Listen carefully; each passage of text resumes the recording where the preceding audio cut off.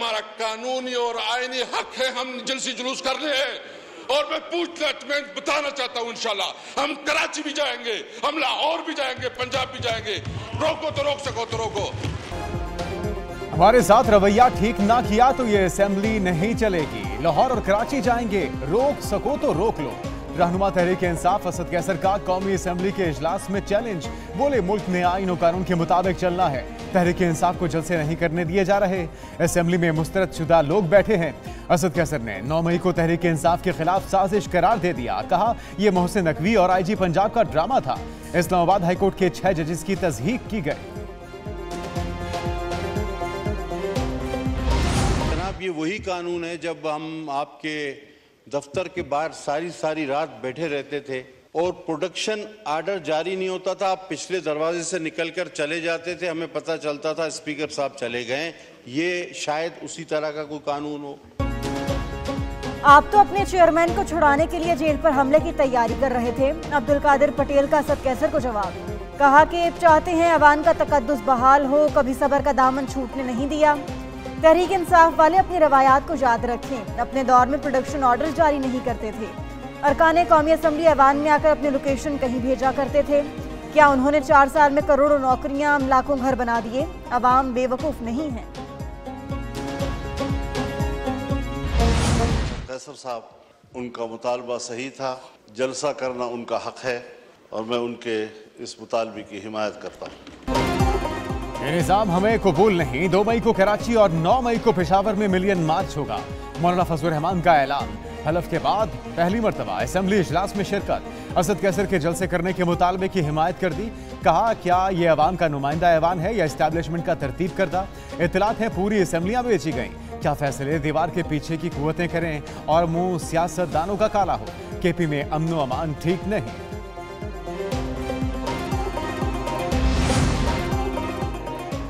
Establishment से बात करने के लिए तैयार हैं। बात करने का मकसद इस्टेब्लिशमेंट को बताना है कि सियासी मामलात से दूर रहें। रहनुमा तहरीक इंसाफ रऊफ हसन की एक न्यूज़ के programme red zone files with Fahad Hussain में बातचीत। बोले कि बानी PTI ने अपनी कैद से पहले भी कहा था इस्टेब्लिशमेंट से बात करने को तैयार हैं, कमेटी भी बनाई थी। ये 1.25 साल पहले की बात है, लेकिन कुछ नहीं हो रहा, कोई बातचीत नहीं हो रही। हर इदारे के अपने अहदाफ होते हैं। ऑडियो लीक्स केस में बेंच पर एतराज मुस्तरद। FIA, PTA और पैमरा की मुतफरिक दरखास्तें खारिज। इस्लामाबाद हाईकोर्ट ने 5-5 लाख जुर्माना भी कर दिया। जस्टिस बाबर सत्तार ने पूछा किसने इनकी दरखास्तें दायर करने की अथॉरिटी दी। मुतल्लिका हिस्सा दरखास्त का पढ़ें जहां मुझ पर एतराज किया गया। अदालत ने जो ज्वाइंट डायरेक्टर IB को जाती हैसियत में तलब कर लिया।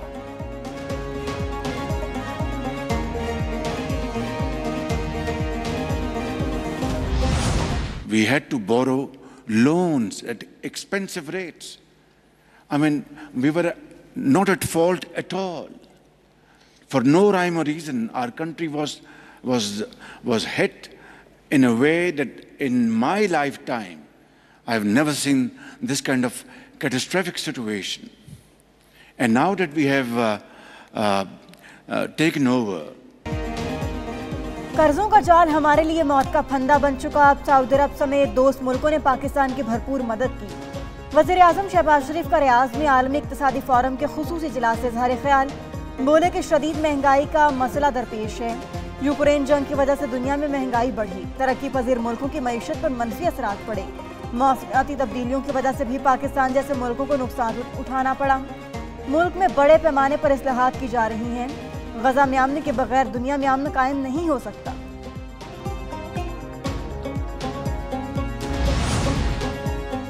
मुल्क की माशी बहाली का मिशन। वज़ीर आज़म का सऊदी अरब में अहम मुलाकातों का सिलसिला जारी। शहबाज शरीफ से सऊदी वज़ीर तिजारत ने मुलाकात की। वज़ीर आज़म ने कहा पाकिस्तान और सऊदी अरब के माशी ताल्लुकात नए दौर में दाखिल हो चुके, तिजारत बढ़ाने के लिए इक़दाम उठाएंगे। सऊदी वज़ीर तिजारत ने कहा ताजिरों और सरमायाकारों का वफ़द जल्द पाकिस्तान जाएगा। वज़ीर आज़म से रियाज में मलेशिया के वज़ीर आज़म की भी मुलाकात। मुश्तरका वज़ारती कमीशन का अगला इजलास जल्द इस्लामाबाद में करने पर इत्तेफाक।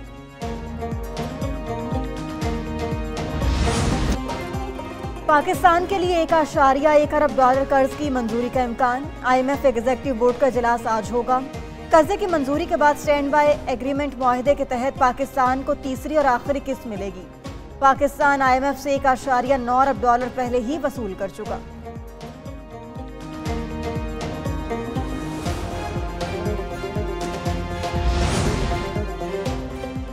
गंदम की खरीदारी ना होने पर किसानों का एहतजाज। लाहौर में GPO चौक पर मुजाहिरा, पुलिस का लाठीचार्ज। मरकजी सदर किसान इत्तेहाद को गिरफ्तार कर लिया।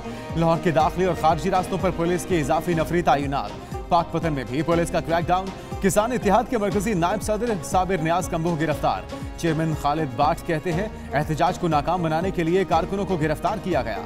उधर किसानों से गंदम न खरीदने का इकदाम। लाहौर हाईकोर्ट में चैलेंज।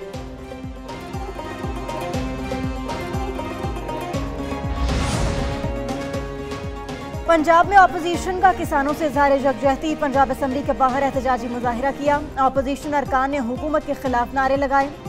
अरकान चेरिंग क्रॉस पर कुछ देर एहतजाज के बाद वापस ऐवान में चले गए। Opposition leader Punjab assembly Malik Ahmed कहते हैं हुकूमत किसानों के मसाइल हल करने में बुरी तरह नाकाम है। गंदम की सरकारी कीमत किसान को नहीं मिल रही। पंजाब में गंदम 2500 रुपये मन तक फरोख्त हो रही है।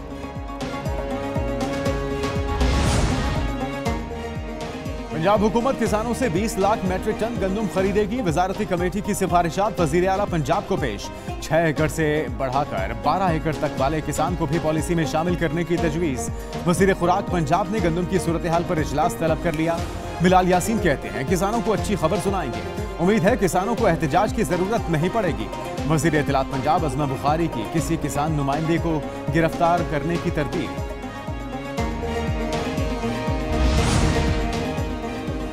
तुर्किया की बर्री अफवाज के कमांडर को निशानी इम्तियाज मिलिट्री से नवाज दिया गया। ऐवान सदर इस्लामाबाद में पुरवकार तकरीब हुई। सदर मुमलिकत आसिफ अली जरदारी ने तुर्किया के कमांडर को निशानी इम्तियाज मिलिट्री से नवाजा। Army chief general Asim Munir से तुर्क लैंड फोर्सेस के कमांडर की मुलाकात। आर्मी चीफ का मुसल्लह अफवाज के दरमियान फौजी ताउन को मजीद मजबूत बनाने पर जोर। तुर्क कमांडर ने खित्ते में अमन इस्तेहकाम यकीनी बनाने में पाक फौज के किरदार को सराहा।